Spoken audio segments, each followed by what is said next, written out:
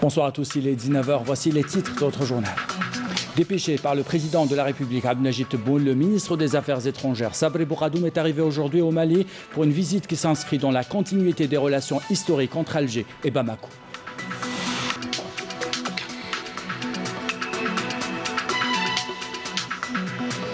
Le monde musulman célèbre demain la fête de Ashura. Nous ferons un tour d'horizon pour partager avec vous les plus belles traditions algériennes de la Saoura à Constantine en passant par le centre du pays. « 387 nouveaux cas confirmés de coronavirus, 279 guérisons et 8 décès ont été enregistrés durant les dernières 24 heures en Algérie. Dans ce journal, nous verrons comment la wilaya de Gelfa rend un vibrant hommage à l'armée blanche.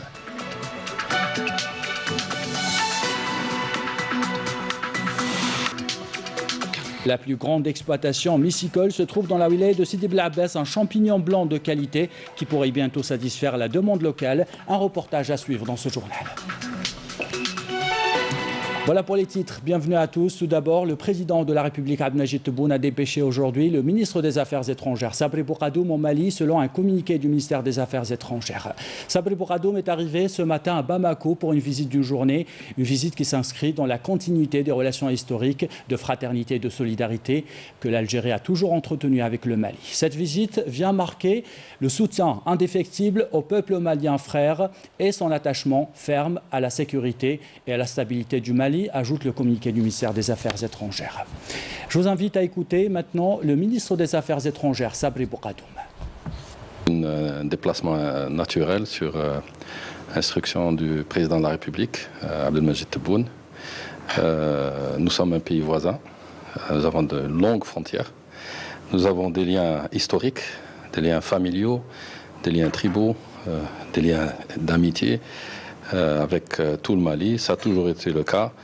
Le Mali est un pays extrêmement important pour nous et tout ce qui concerne le Mali nous concerne. Donc je suis venu sur l'instruction de mon président pour écouter d'abord et discuter, échanger les points de vue sur la situation et comment travailler pour faire que le peuple du Mali vive dans la paix, la sérénité et la concorde. C'est l'objet de la mission, dans le respect de toutes les règles et de tous les principes qui gouvernent et l'Algérie et le Mali.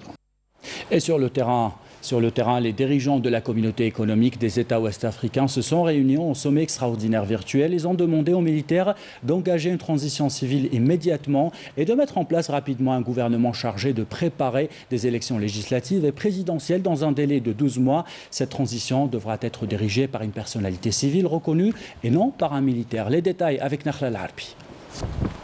À Niamey, les pays d'Afrique de l'Ouest ont réclamé aujourd'hui aux militaires mutins le lancement immédiat d'une transition civile et des élections d'ici 12 mois en échange d'une levée progressive des sanctions. La CEDEAO demande aux responsables du Comité national pour le salut du peuple d'engager une transition civile immédiatement et la mise en place rapide d'un gouvernement pour faire face aux différents défis que doit relever le Mali. Pour rappel, à la veille de la tenue de ce sommet extraordinaire devant examiner les sanctions déjà prises, un document a été publié dans l'édition en ligne du journal officiel.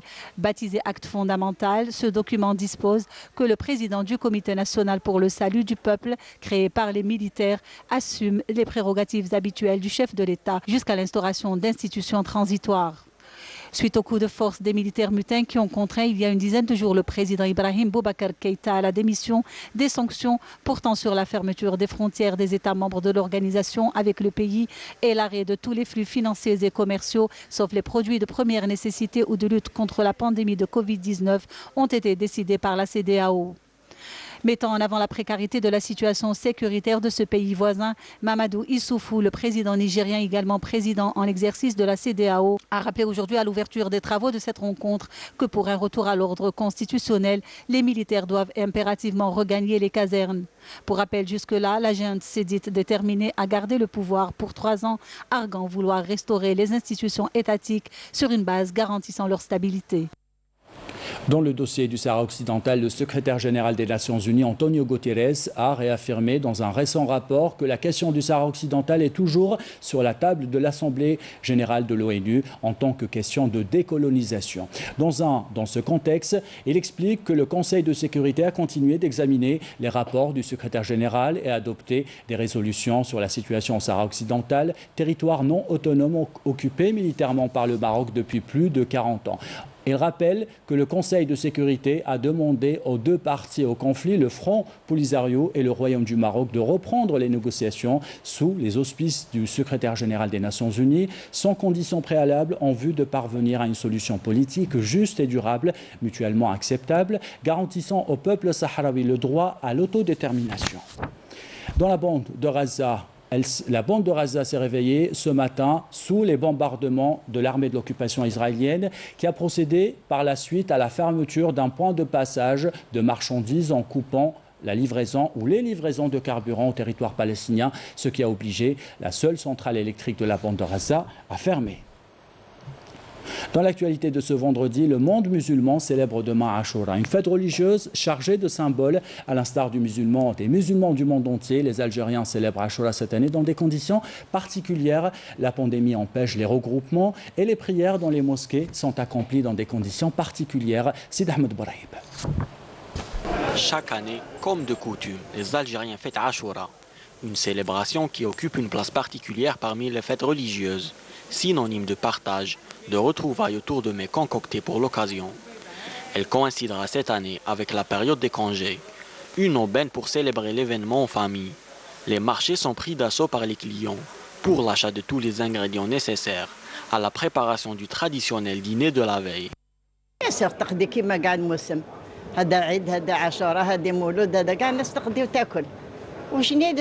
Comme toutes les fêtes religieuses, nous ferons nos courses pour Ashura. Nous allons préparer un bon repas, car j'ai invité mes enfants. Je prie Dieu pour qu'il nous délivre de ce virus.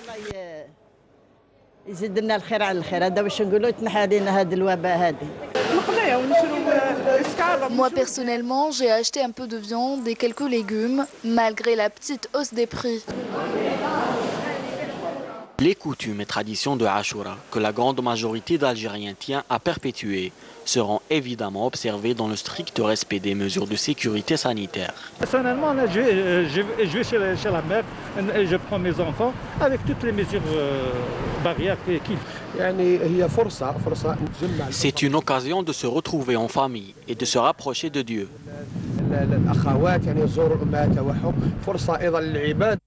Les musulmans observent traditionnellement 2 jours de jeûne et pourront accomplir leurs prières dans les mosquées rouvertes récemment, après une longue période de fermeture à cause de la pandémie de coronavirus. On se base sur le côté le 10e jour, sinon le 9e et le 10e jour, et ça se passe bien, Inch'Allah. Le 10e jour du mois de Muharram est aussi l'occasion pour les musulmans de s'acquitter de l'aumône envers les plus démunis, car c'est aussi et surtout une fête de solidarité et d'entraide. Et la célébration de cette fête diffère d'une région à l'autre. À Constantine, les marchés ne se désemplissent pas et les Constantinois rencontrés par nos équipes veillent à perpétuer et transmettre leurs traditions. Yannis Saïd Belras. Célébré par les musulmans du monde entier, Ashura, qui signifie le nombre 10, renvoie au 10e jour de Muharram, premier mois du calendrier musulman. Cette journée nous renvoie à des moments clés de l'histoire de la Oumma musulmane. C'est aussi le jour où Allah a sauvé le prophète Moussa, que la paix soit sur lui, du pharaon d'Égypte. Il y a beaucoup de leçons et de moralité à retenir de ce fait historique. C'est aussi une journée où nous devons jeûner, comme nous l'a ordonné le prophète Mohammed sallallahu alayhi wa sallam, et s'ajoute à cela la zakat. Nous sommes dans un marché de Constantine, bondé, comme à la veille de chaque événement religieux. Ashura est aussi l'occasion de se réunir en famille autour de mets traditionnels préparés spécialement pour l'occasion. C'est une journée sacrée pour nous et nous la célébrons chaque année, c'est une tradition. Et ce soir, je vais préparer la trida et la cherchoura.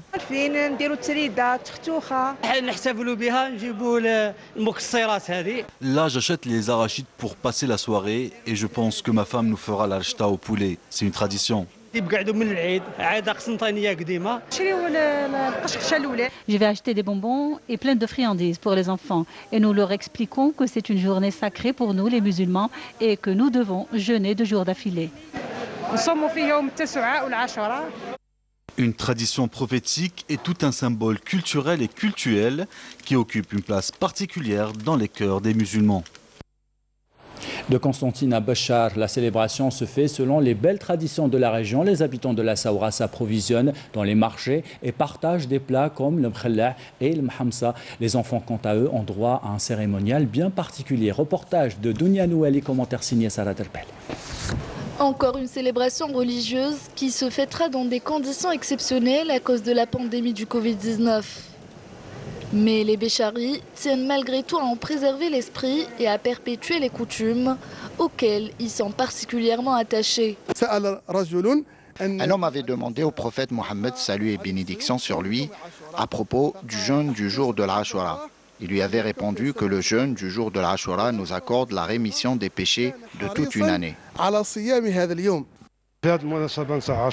En cette fête de l'Ashura, les gens préparent et achètent les ingrédients dont ils ont besoin pour préparer des plats traditionnels. Ils achètent aussi beaucoup d'épices, à l'exemple du cumin, de la salhanout, de la cannelle, du curcuma et bien sûr, ils sont nombreux à acheter du couscous. Ashura, une fête sacrée pour les familles de Béchar, empreinte de spiritualité et synonyme de réunion familiale, de solidarité et de partage. L'occasion de perpétuer les traditions, notamment les différentes spécialités culinaires. Nous vous invitons à déguster les plats de la région de Qnedsa. Nous avons donc le mhamsa que nous distribuons aux enfants et au moment du déjeuner, nous préparons du couscous avec de la viande. Et en fin d'après-midi, c'est au tour du mkhalla. والعشيه كما راكم تشوفون نديروا المخلع غادي نمقصوا للطفله فتيته من شعرها ماشي كاع نمقصولها نمقصولها. J'ai coupé les cheveux à ma fille et je lui ai mis du henné et du khoul. والغدوه من داك الصباح نكحلوا لهم عينيهم. Les habitants de Béchar restent fortement attachés à leurs traditions et coutumes pour célébrer cette fête dans la joie et la convivialité. Dans l'actualité de ce vendredi, le conseiller auprès du président de la République chargé du mouvement associatif et de la communauté nationale à l'étranger, Nazir Baramdan, a souligné hier à Sidi Bla Abbès que l'État assure la participation efficace et effective du mouvement associatif en l'écoutant et en prenant connaissance de ses préoccupations et problèmes. Selon Nazir Baramdan, l'État impliquera les associations dans la présentation de sa vision de la démocratie participative et du rôle des associations. Comme chaque jour depuis le début de cette pandémie, le comité scientifique de suivi de l'évolution de la pandémie de coronavirus a tenu son point de presse quotidien. On découvre le dernier bilan avec son porte-parole, le Dr Jamel Fourar. Pour ce qui est des principaux indicateurs enregistrés au cours de 24 dernières heures, nous avons 387 nouveaux cas, 273 nouvelles hospitalisations, 279 patients guéris, 31 patients en soins intensifs et 8 décès. Avec la notification de 387 nouveaux cas au cours de 24 dernières heures, l'incidence pour les 24 dernières heures est de moins de 1 cas pour 100 000 habitants, sachant que 11 wilayas n'ont pas enregistré de cas au cours de 24 dernières heures, 25 wilayas ont enregistré entre 1 et 9 cas et 12 wilayas ont enregistré 10 cas et plus. Pour ce qui est des patients décédés, nous avons malheureusement enregistré 8 nouveaux décès au cours de 24 dernières heures. Pour ce qui est des patients hospitalisés durant les 24 dernières heures, leur nombre est de 273 patients. Pour ce qui est des patients guéris et qui ont été traités par le protocole thérapeutique qui a été donc validé par le comité scientifique, leur nombre est de 30 436 patients guéris, dont 279 sont guéris au cours des 24 dernières heures. Pour ce qui est des patients en soins intensifs, nous avons actuellement au niveau de nos hôpitaux 31 patients actuellement hospitalisés en soins intensifs. Et comme d'habitude, nous exhortons notre population pour rester vigilants, également de respecter les règles d'hygiène et de prévention de manière globale, surtout l'hygiène des mains, la distanciation physique et le port de masque obligatoire en tout lieu et en toutes circonstances. Et ils sont nombreux ceux qui ont sacrifié leur vie pour sauver celle des autres. L'armée blanche, composée de nos médecins et infirmiers, ont été honorés dans la wilaya de Gelfa. Dans une cérémonie officielle, le Wali a tenu à saluer la mémoire de celles et ceux qui ont perdu la vie pour rendre hommage à leurs proches. Couverture de Younes Lek Haldib, commentaire signé Yamina Seichi. Ceux qui sont morts victimes innocentes de la bataille menée depuis des mois contre le Covid-19 et ceux qui se battent au quotidien contre cette maladie n'ont pas été oubliés. Une cérémonie a été organisée par les autorités de la wilaya de Djelfa en l'honneur des familles de médecins et personnels de santé offrant durant la crise sanitaire.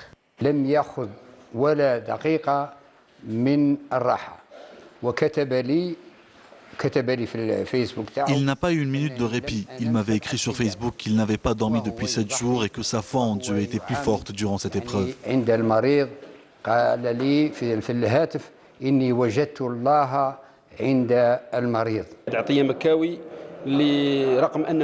malade chronique, il était hypertendu et diabétique.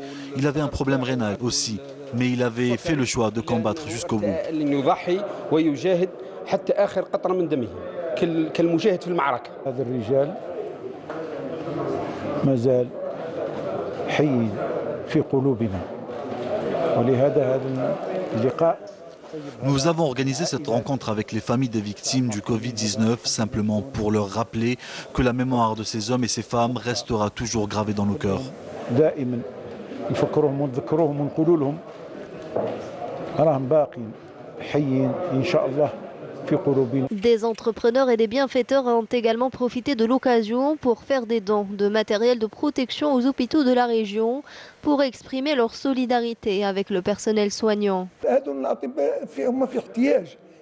Les médecins ont besoin de nous plus que jamais. Ces actions de solidarité leur insufflent du courage et les aident dans leur combat contre le coronavirus.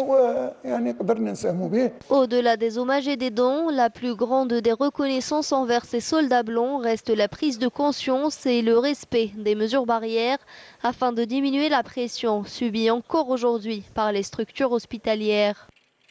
Dans le volet agricole de ce journal, on vous emmène visiter la plus grande exploitation mycicole d'Algérie qui se trouve dans la wilaya de Sidi Bel Abbas. L'exploitation est prête à couvrir la demande nationale. 30 000 tonnes par an, un champignon blanc de qualité qui compte bien remplacer le champignon d'importation. Reportage Abdelwahab Aftis, commentaire signé Saïd Fallak. Cette unité ultramoderne de culture de champignons blancs à Sidi Bel Abbas est la plus grande du pays. On y retrouve toutes les étapes nécessaires à la production de ce végétal. Une production estimée à 5 000 tonnes pour une moyenne de 6 récoltes durant l'année. Un champignon local et 100% bio. L'idée a germé après une étude, comme quoi le champignon n'existe pas en Algérie, il n'y a pas une vraie culture de champignons, il n'y a pas une production de champignons. On importait du champignon en vrac dans des fûts avec de la saumure salée et on le reconditionne. Nous avons pensé à faire une unité complète, faire du compost, l'ensemencer, le mettre dans des normes européennes et le cultiver. Un investissement ciblé, bien étudié, qui permettra dans un avenir proche de couvrir la demande du marché national et diminuer la facture d'importation. Facilement, on peut satisfaire le marché national et on doit poursuivre, exporter. Nos capacités dépassent largement la consommation du territoire national, la consommation algérienne. L'Algérie peut consommer 10 000 tonnes par an. Nous, on peut produire jusqu'à 30 000 tonnes. انطلق مؤخرا في الانتاج والعمل تاعو ما شاء الله يعني احنا. Cette usine n'a entamé que récemment la production. Les pouvoirs publics lui ont offert un accompagnement car elle fait un travail considérable. Avec les prix qu'elle applique et la production qu'elle pourrait atteindre, le pays n'aura plus besoin à l'avenir d'importer des champignons.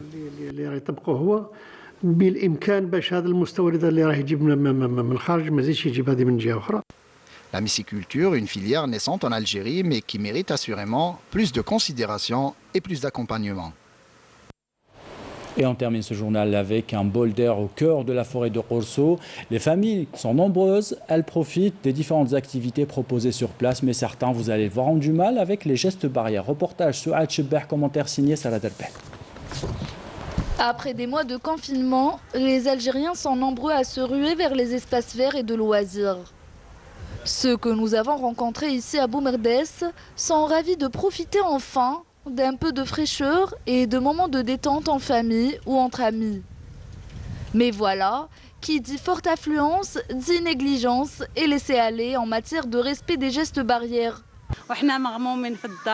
Nous sommes enfants à l'extérieur, on se sentait mal, nous étions oppressés à la maison. C'est très agréable d'être ici. Nous avons trouvé des chevaux, il y a plein de monde. En plus du travail de sensibilisation, les gestionnaires de ces espaces essayent tant bien que mal de rappeler continuellement aux visiteurs l'impératif de respecter les mesures sanitaires pour leur sécurité et celle de leurs enfants. Nous poursuivons nos opérations de sensibilisation ainsi que la désinfection. Ceci dit, il est très important également que les gens prennent conscience du risque encouru. C'est pour leur santé. Les gens doivent respecter les mesures sanitaires. La réouverture des espaces de loisirs ne veut pas dire que la Covid n'est plus là. Je suis contente d'être sortie aujourd'hui, surtout que je suis restée plusieurs mois à la maison. C'était très dur pour les enfants. Le confinement a eu un impact négatif sur leur morale. Aujourd'hui, ils sont sortis, ils sont très contents. الحمد لله كي خرجوا نشوفوا عندهم مم الاهالي تشوفي عندهم واحد الميزه واحد الفرحه. La vigilance reste donc de mise. Il convient à chacun d'assumer ses responsabilités pour pouvoir profiter au maximum de ce qui reste des vacances. C'était les dernières images de ce journal. Avant de nous quitter, voici le rappel des titres. Dépêché par le président de la République Abdelmajid Tebboune, le ministre des Affaires étrangères Sabri Bourgadoum est arrivé aujourd'hui au Mali pour une visite qui s'inscrit dans la continuité des relations historiques entre Alger et Bamako.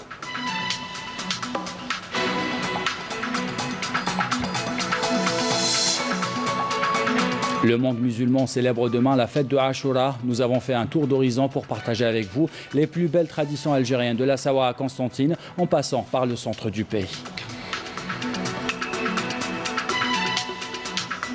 387 nouveaux cas de coronavirus, 279 guérisons et 8 décès ont été enregistrés ces dernières 24 heures en Algérie. Dans ce journal, nous avons vu comment la wilaya de Gelfa a rendu un vibrant hommage à l'armée blanche.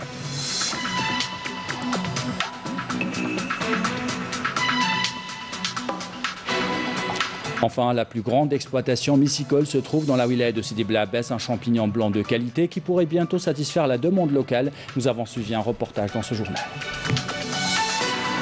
C'est la fin de ce journal. L'équipe de la rédaction qui l'a préparé, l'équipe technique qui l'a réalisé vous remercie de l'avoir suivi. En bas de votre écran, les adresses web pour le replay de vos programmes. Belle soirée.